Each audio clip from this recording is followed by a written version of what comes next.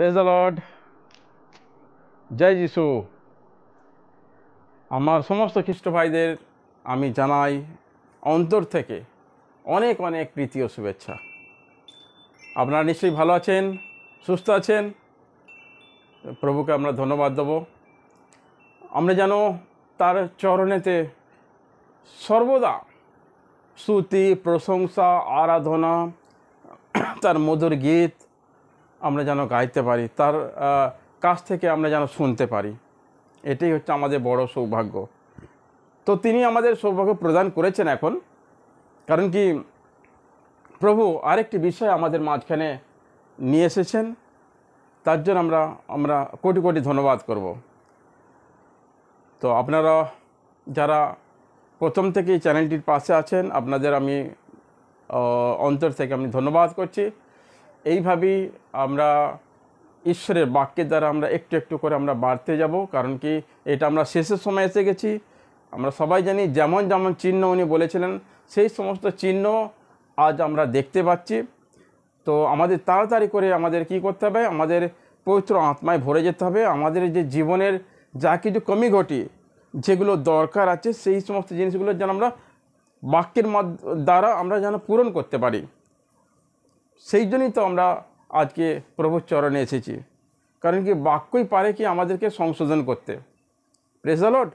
সেই জন্য আমরা অধিক থেকে অধিক যত আমরা পারবো, যতটা সম্ভব ঈশ্বরের বাক্যকে আমরা শুনবো। Praise the Lord. তো সুতরাং আজকে আবার আমরা এসেছি একটা বাক্য নিয়ে, আমাদের মাঝে প্রভু দিয়েছেন। দেরি না করে আমরা তাড়াতাড়ি আমরা বাক্যের মধ্যে চলে যাব। আর চলে যাওয়ার আগে আমি একটা কথা বলে নিই আবার, যেটা হচ্ছে কি, যেমন আপনারা পাশে আছেন, চ্যানেলটিকে লাইক আর বেশি বেশি শেয়ার করবেন, তাকি এই বাক্যগুলো যেন সকলের কাছে পৌঁছে যেতে পারে এবং সকলের যেন আত্মিক একটা উন্নতি, একটা স্টেপ যেন বাড়ে। তো অবশ্যই আপনারা সাবস্ক্রাইব করবেন চ্যানেলটিকে, ভুল করবেন না। আর আসা যাক আমাদের বিষয়ের উপরে। আজকে যে বিষয়টা আছে, বিষয়টাও কিন্তু অনেক গুরুত্বপূর্ণ এবং এর মধ্যে প্রতিজ্ঞা লুকিয়ে আছে, ঈশ্বরের প্রতিজ্ঞা লুকিয়ে আছে। একটা সেন্টেন্সের দ্বারা, একটা বাক্যের দ্বারা আমরা কিন্তু তার পুরো ইতিহাসটা বুঝতে পারি। একটা ছোট লাইন, সেই লাইনটার ভেতরে কত একটা বড় ঘটনা লুকিয়ে থাকতে পারে এবং কত আশীর্বাদের কারণ হতে পারে, কত চ্যালেঞ্জিং একটা ব্যাপার হতে পারে, আর কত সান্ত্বনার একটা ব্যাপার হতে পারে, সাহসের ব্যাপার হতে পারে। Praise the Lord. তো আজকের যে বিষয়টা মন দিয়ে শুনবেন, ভিডিওটা আপনাদের নিশ্চয়ই ভালো লাগবে। ভালো লাগবে মানে এটা তো আর কোনো এন্টারটেনমেন্ট নয় কি হ্যাঁ এটা খুব ভালো লাগলো, এটা ভালো, এটা ঠিক ভালো লাগলো না, দিল ছুঁলো না, এরম ব্যাপার নয়। বাক্যই ঈশ্বরের সমস্ত বাক্য আমাদের কাছে মূল্যবান, কারণ কি তিনি যে সমস্ত বাক্য আমাদের জন্য দিয়েছে আমাদের আত্মিক উন্নতির জন্যে এবং সেই আজ্ঞা পালন করার জন্যে। মেন হচ্ছে এইটা, তার যা আমরা শুনবো সেটা যেন আমরা পালন করি। যিনি এটা চাইছেন প্রভু, এটাই আমাদের কাছ থেকে। Praise the Lord. আমাদের কাছ থেকে সোনা দানা, টাকা, ফুল চড়ানো, ফল চড়ানো ওসব চায় না। আমাদের এই যে শুদ্ধ হৃদয় থেকে আমাদের আমাদের মুখ থেকে বেরিয়ে আসা প্রভুর স্তুতি, আরাধনা, প্রশংসা, এটাই তিনি চান। আর তার সমস্ত যা আজ্ঞা দেওয়া আছে সেই আদেশগুলো আমরা পালন করব, এটাই তিনি চান। Praise the Lord. চলে আসা যাক বাক্যের মধ্যে। বাক্যটা আজকে দেখুন, আজকে বিষয়টা হলো প্রভু তোমার হয়ে যুদ্ধ করবেন। হালেলুয়া। এটা কি কম কথা? Praise the Lord. প্রভু তোমার হয়ে যুদ্ধ করবেন। অধিকাংশ সময় আমরা কি করি, আমরা আমাদের যুদ্ধ আমরা নিজেরাই লড়তে চলে যাই, ভুল করে ফেলি। Praise the Lord. যেটা সম্ভব না সেটাকে সম্ভব করার জন্য আমরা উঠে পড়ে লাগি, কিন্তু আমাদের দ্বারা হবে না ওটা। সেই জন্য প্রভু বলছেন প্রভু তোমাদের হয়ে যুদ্ধ করবেন। হালেলুয়া। আর এটা আমরা দেখেছি পুরাতন নিয়মে, আমাদের বাপ দাদার সময়ে, পূর্ব দিনে এই সমস্ত ঘটনা পুরাতন নিয়মে আমরা দেখেছি এগুলো ঘটেছে। হালেলুয়া। যদি বলেন কি তখন একটা হয়েছে, তারা এরম করেছে, ইসরায়েলে আর মিশ্রদের ঘটনাগুলো আমাদের সঙ্গে কি সম্পর্ক আছে? না স্যার, সেই সমস্ত উদাহরণ এই জন্যই রাখা হয়েছিল কি এখনকার সময় যারা প্রভুতে বাড়ছে তারা কীভাবে আত্মিক উন্নতি হবে, কে তার চুনা হওয়া, কে তার নিয়োজিত, তার নাম যার ঈশ্বরের ওই জীবনের পুস্তকে কার নাম লেখা আছে, সে কিভাবে বাড়বে, তাদের তো একটা যোজনা, একটা পরিকল্পনা প্রভু করে রেখেছেন। তার খাদ্য কী হবে, আত্মিক খাদ্য, সে কোথায় বিশ্বাসে কমজোর হয়ে যাবে, তার জন্যে কী করা হবে, তার জন্য একটা উদাহরণ রাখতে হবে, তার জন্য আগের সময় যে ঘটনা হচ্ছে সেই ঘটনাটা তুলে ধরতে হবে। তাহলে সেই ঘটনাটা শুনে সেই বিশ্বাসী ভাই বোন আবার সে তার হৃদয়ের মধ্যে একটা স্টেপ নেবে। সে এই জন্যই তো করা হয়েছে বাইবেল শাস্ত্র, এই জন্যই তো। Praise the Lord.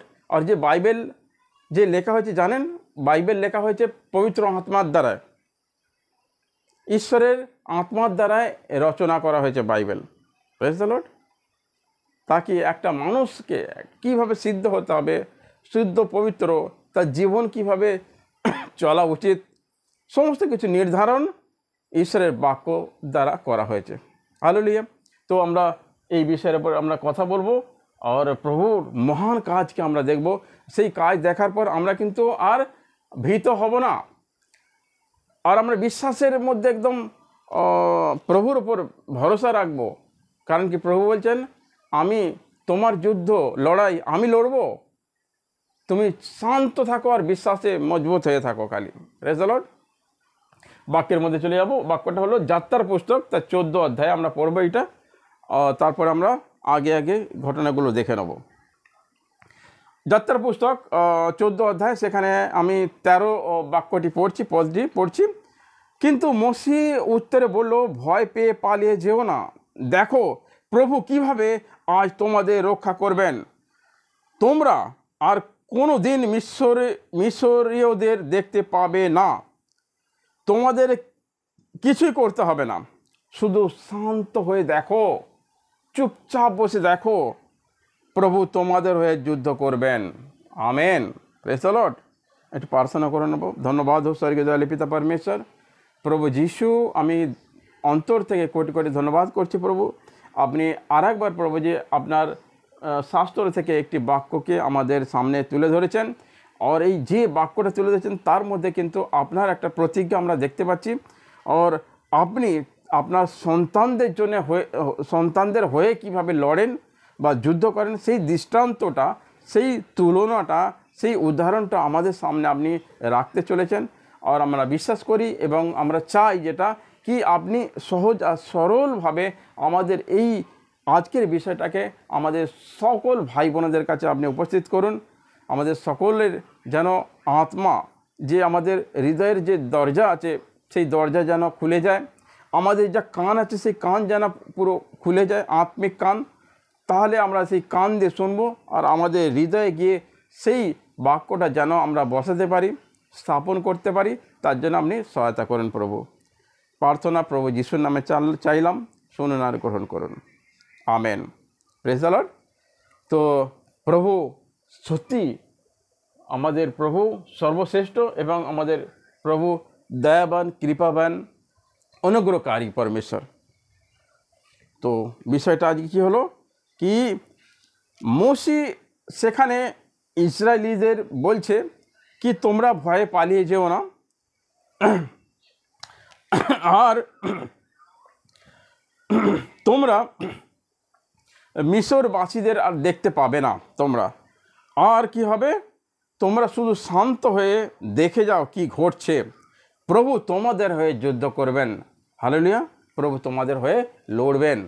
এই কথাটা কেন এখানে বলল, এই কথাটা বলার কারণ যদি আমরা খুঁজতে যাই তাহলে আমাদের একটু পিছনের দিকে যেতে হবে, প্রথমের ঘটনাটা আমাদের যেতে হবে। তো এই ঘটনাটা সকলে হয়তো জানেন, তবু আমি সংক্ষেপে বলার চেষ্টা করছি। আমি পড়ছিলাম, যেটা হচ্ছে মিশ্র দেশ থেকে সারা ইসরায়েলিবাসী যারা বন্দিগৃহতে ছিল, বন্দি হিসেবে ছিল और কৃতদাসের কাজ করত, परमेश्वर प्रभु यीशु मसीह यहोवा परमेश्वर होकर इन सभी इजराइलियों को छुड़ाने के लिए मूसा को चुना था।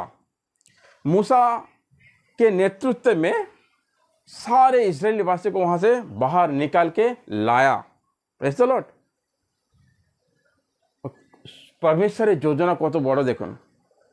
সেই যে সেখান থেকে ইসরায়েলদের বার করে নেওয়ার যে একটা পরিকল্পনা অনেক আগে থেকে সব কিছু সেট আপ করা ছিল, যখন সময় হয়েছে তখন কিন্তু প্রভু সেই কাজগুলো করছে। এইবার কথা হচ্ছে কি, সেখান থেকে বেরিয়ে নিয়ে যখন চলে এসেছে, আসার পরে অনেকটা দূরে চলে গেছে, সেখানে গিয়ে দেখছে যে লাল লাল সাগর, এবার তার আগে আর রাস্তা নেই এবং রাত হয়ে গেছে। প্রভু সেখানে মোশেকে বলল কি, তোমাদের সমস্ত ইসরায়েলবাসীদের রাত্রিবেলা সেই সাগরের আগে একটা জায়গা আছে, সেই জঙ্গলেতে তারা যেন লুকিয়ে তারা থাকে। Praise the Lord. তাহলে কি হবে, যদি লুকিয়ে থাকে যখন কোনো শব্দ যেন না করে। আর ফিরৌন, মিশ্র দেশের রাজা ছিলেন ফিরৌন, সেই ফিরৌন রাজা যিনি কিনা এদের একে কৃতদাস করে রেখেছিল, গোলামিতে রেখে দিয়েছিল, এদের যে সমস্ত কিছু কাজকর্ম করাতো, এদের ওপর অত্যাচার করত, সেই ফিরৌন যখন দেখলো সারা ইসরায়েল চলে গেছে, তখন সে আফসোস করতে লাগলো, আরে অ্যাকচুয়ালি ওদেরকে ছাড়া হয়েছে কিছুক্ষণের জন্য, ওরা সব বেরিয়ে চলে এসেছে। সে বলছে, সে কি, এরা সবাই সবাই চলে গেছে, আমাদের এবার কাজ কে করবে? কৃতদাস হয়ে এই দেশের কাজকর্ম তো ওরাই করতো। সেই বলে এবার বলছেন, ধরে নিয়ে এসো এদেরকে। এইবার ফিরৌন রাজা তার সমস্ত সৈন্য বাহিনীকে সব উৎসুক করে তুলেছে, আর সকলকে অ্যানাউন্স করে দিয়েছে কি, চলো এবার তাদেরকে ধরে আনতে হবে। কোথায় গেল তারা? বলে 600 জন সৈন্য, একদম মজবুত সৈন্য, পাক্কা সৈন্য, জওয়ান সৈন্যকে নিয়ে, এবং রথ সামগ্রী, যুদ্ধের সমস্ত সামগ্রী, তলোয়ার আর বর্ষা এবং ঢাল তলোয়ার সমস্ত কিছু নিয়ে আর এদের পিছনে ধাওয়া করছে। এইবার যখন এদের পায়ের আওয়াজ শুনছে, ঘোড়া রথের আওয়াজ শুনছে, তখন ইসরায়েলবাসীরা ভয় খেয়ে গেছে। তখন মূসাকে বলছে কি, এইবার তো মিশ্রবাসীরা সৈন্যরা এসে আমাকে ধরে ফেলবে, আমাদের মেরে ফেলবে। তখন ইসরায়েলবাসীরা উল্টে ভয়ের কারণে মোশেকে তখন দোষারোপ করছে। মূসাকে বলছে, মোশে তুমি কেন আমাদেরকে ইসরায়েল থেকে মিশ্র থেকে বার করে নিয়ে এলে? আমরা তো ভালোই ছিলাম, গোলামি করছিলাম, কৃতদাস ছিলাম, কিন্তু আমাদের সময় সময় ভালো খাওয়া দাওয়া হতো, মাছ মাংস লসুন সমস্ত কিছু সেখানে পেতাম আমরা। হালেলুয়া। আর আমাদের যা ইচ্ছা তাই আমরা করতাম। আর তুমি আমাদের সকলকে এখান থেকে বার করে নিয়ে চলে যাচ্ছ, আর কি বলছো কি প্রতিজ্ঞা দেশে যেতে হবে, কানান দেশে যেতে হবে। প্রভু বলেছেন। এইভাবে ইসরায়েলা कुरकुराने लगा। Praise the Lord. और बुड़बुड़ाने लगा, और उनका मन में हठीलीपना आ गया, और पहले जो दशा था, जिस स्थिति में था, वही उसको अच्छा लगा। Praise the Lord. তাহলে আমরা দেখতে পাচ্ছি কি, সেখান থেকে বেরিয়ে এসেছে গোলামি। প্রভু তিনি প্রতিজ্ঞা করেছিলেন কার সঙ্গে? আব্রাহাম। তাদের সময় থেকে প্রতিজ্ঞা করেছিল কি, এই ইসরায়েলি দেশ যে গোলামিতে একবার যাবে, সেখান থেকে আমি ছাড়িয়ে আনবো, সেই গোলামি থেকে বার করে তোমাদের একটা নতুন দেশ দেবো, যেই দেশে দুধ আর মধুর ধারা বয়ে যায়, একটা উত্তম একটা জায়গা, উর্বর একটা জমির জায়গা, উন্নত পরিবেশ, যেখানে শান্তি সুখের একটা দেশ, সেটা তোমাদের দেব। তার জন্যই তাদেরকে এই পরিকল্পনা করা হয়েছিল, তাদের থেকে বার করে নিয়ে আসা হচ্ছিল। শুরুতে ভালোভাবে এসেছে, ঈশ্বর অনেক কাজ করেছেন। তাদের এই আসার যে রাস্তা, 40 বছর ধরে তারা কিন্তু আসছিল হেঁটে। 20 লাখ লোক, ইসরায়েলি লোক, সব দলে দলে আসছিল। মাঝে কোথাও তাম্বু গাড়ছে, সেখানে বসবাস করছে, আবার সেখান থেকে উঠে আরেক জায়গায় যাচ্ছে। এইভাবে তারা কিন্তু তাদের যাত্রা চালু ছিল। কিন্তু হলে কি হবে, আসার পরে দেখছে কি আগে আর যাওয়ার রাস্তা নেই। Praise the Lord.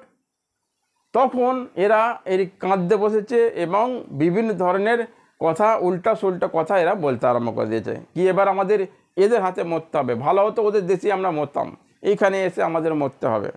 Praise the Lord. তো যখন এই কথা বলছে তখন ঈশ্বরের কাছে কিন্তু মোশে প্রার্থনা করছে। মোশে বলছে কি, প্রভু যাদের তুমি এত কিছু কাজ দেখালেন, মহৎ মহৎ কাজ, তাদের খাবার আপনি জুটিয়েছিলেন, ওপর থেকে মান্না ঝরিয়েছিলেন তাদের খাওয়ার জন্যে, জল তেষ্টা সমস্ত লোক যখন হাহাকার করছিল আপনি পাহাড় থেকে জলের প্রবন্ধ করেছিলেন, সেই জলের যোগান দিয়েছেন, খাওয়ার জলের, এত লোকের জলের খাবার। ওদের রাস্তায় হাঁটতে হাঁটতে তাদের জুতো করে দিন ছিঁড়ে যায়নি, তাদের জামা করে দিন পুরাতন হয়নি। আপনার আশীর্বাদে সকলেই কিন্তু সব ভালো ছিল। কিন্তু এখন এরা এখানে এসে আপনার নামের বদনাম করছে আর আমাকেও দোষারোপ করছে, কি করব বলুন? তখন ঈশ্বর ইয়েহোবা বলছেন, মোশে তোর হাতে কি দিয়েছি? মুসাকে একটা লাঠি দিয়েছিল, ঈশ্বরের আশীর্বাদ, লাঠি বাড়া, সমুদ্র দুভাগ হয়ে যাবে। হালেলুয়া। তখন এই কথা বলেছেন।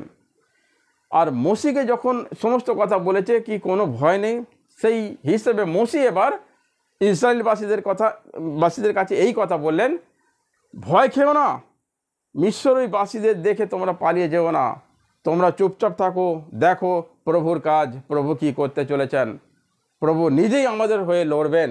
Hallelujah, praise the Lord. তো এই লড়াইটা দেখুন কত ইন্টারেস্টিং ব্যাপার আছে। লড়াইটা কিভাবে করছে?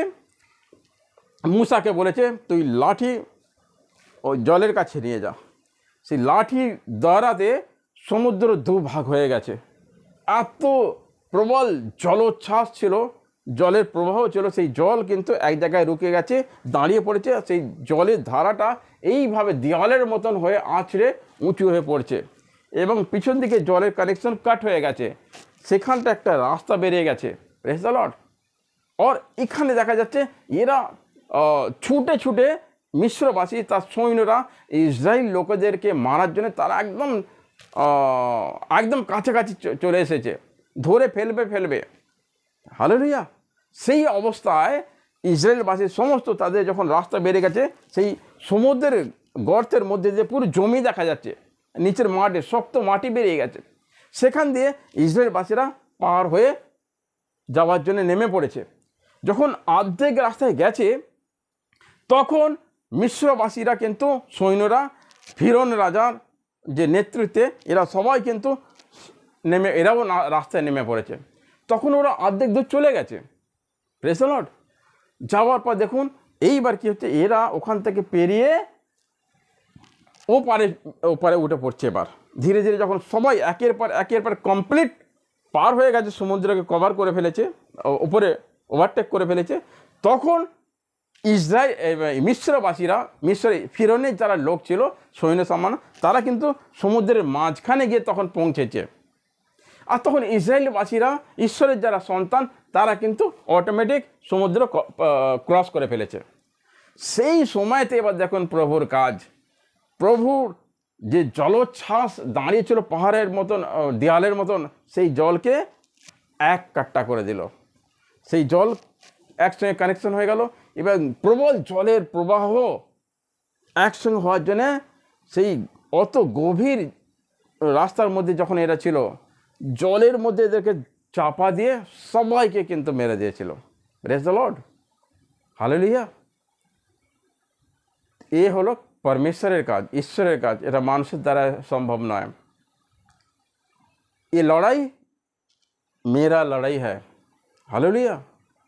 इसलिए परमेश्वर बोलता है कि मेरे अभिषिक्तों को मत छुओ, यानी उसका जो जौन है, जो उसका बेटा और बेटी है, जिसका नाम उस जीवन के किताब में लिखा हुआ है, उसको कोई टच नहीं कर सकता है। हालेलुया। প্রভু নিজে তার হয়ে লড়বেন। হালেলুয়া। এটা আমি বলছি না, এটা শাস্ত্র বলছে, প্রভু নিজে এখানে প্রতিজ্ঞা করেছেন। হালেলুয়া। তো দেখা গেল এখানে জয় প্রভু ইয়েশু মসিহ আমাদের দিলেন, তার সন্তানদের দিলেন। সেই একই কাজ তখন যেটা হয়েছিল এখনও হবে, এখনও হচ্ছে, আর হবে। যারা বিশ্বাস করবে कि আমার परमेश्वर जीवित परमेश्वर, हालेलुया, वो सब कुछ कर सकता है, असंभव उससे कुछ भी नहीं है, hallelujah, everything is possible, only believe, hallelujah. যখন আমরা অনলি বিলিভ করব তো অল থিংস আর পসিবল হয়ে যায়গা, প্রেজ দ্য লর্ড। তো এখানে আমরা দেখলাম আরেকটি উদাহরণ আমরা দেখতে পারবো আমরা যখন ফার্স্ট সামুয়েলেতে আছি, সেখানে কিভাবে কাজ করছে দেখুন। ফার্স্ট সামুয়েল और 17 অধ্যায়, সেখানে 12 থেকে একটা ঘটনা আছে।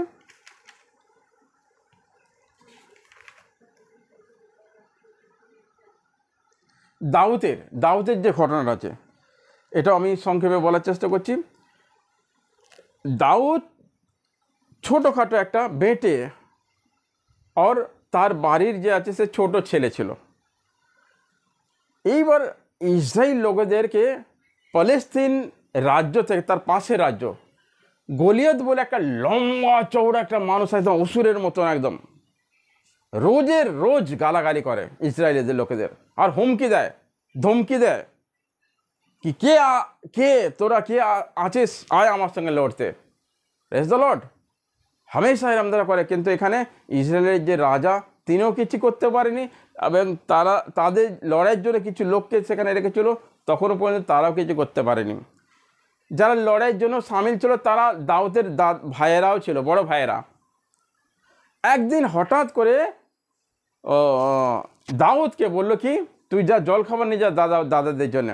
তিনি জল খাবার নিয়ে গিয়েছিলেন সেখানে, আর সেখানে গিয়ে দেখলেন এই গলিয়াত যে প্যালেস্টাইনের যে একটা সুরবীর, অসুরের মতন গালাগালি করছে, বিভিন্ন ধরনের কটু কথা বলছে, এরম ধর বলছে। এইটা শুনে কিন্তু দাউদ তার রক্ত গরম হয়ে গেছে, মাথা গরম হয়ে গেছে। ইসরায়েল লোকেদের, আমরা পরমেশ্বরের লোককে এইভাবে গালাগালি করবে, আমরা সহ্য করে নেব, প্রেজ দ্য লর্ড। কেননা আমরা তো আমাদের জাতিকে পরমেশ্বর আশীর্বাদ করেছেন, আর তারা তো অন্য জাতি, তাদের জন্য প্রভু ঈশ্বরের কোনো যোজনাই নেই, আর আমাদেরকে এইভাবে কথা বলবে। আমি লড়বো, যখন বলছে আমি লড়বো, তখন এরা অনেক ভাই এরা বলছে তুই যা, তুই ছোট, তুই কিছু জানিস না, এইভাবে বলে তাকে ভাগিয়ে দিচ্ছিল। এই কথাটা কিন্তু রাজার কানে গেছে। রাজার কানে যাওয়ার পরে কী হয়েছে, আচ্ছা দাউদ বলছে, ঠিক আছে বলছে তো দেখা যাক না, বলে তাকে সরঞ্জাম কিছু দিয়ে যুদ্ধের তাকে পাঠাবার জন্য রেডি করছিল। দাউদ বলছে আমার কিছু চাই না, দাউদ বলছে আমার কিছু চাই না, আমাকে গুলতি দাও আর তার সঙ্গে ছোটো ছোটো পাথর। দাউদ গুলতি আর ছোটো ছোটো পাথর নিয়ে কিন্তু যুদ্ধের জন্য যাচ্ছে। দেখুন, প্রেজ দ্য লর্ড। বলছে তখন যখন যুদ্ধের জন্য যাচ্ছে কাছাকাছি, গলিয়াত বলছে আরে তোকে তো আমি পিঁমড়ে মাছি মাকড়সার মতন মেরে দেবো, প্রেজ দ্য লর্ড, আজা আজা কিতনা দম হ্যায়। এখানে দাউদ বলছে, কি বলছে, তোর হাতে অস্ত্র শস্ত্র আছে, আমি এসেছি আমার প্রভুর নাম নিয়ে, ইহোয়ার নাম নিয়ে আমি এসেছি, বাস একটাই কথা। তাহলে কার হাতে, কার কাছে বড় অস্ত্র আছে?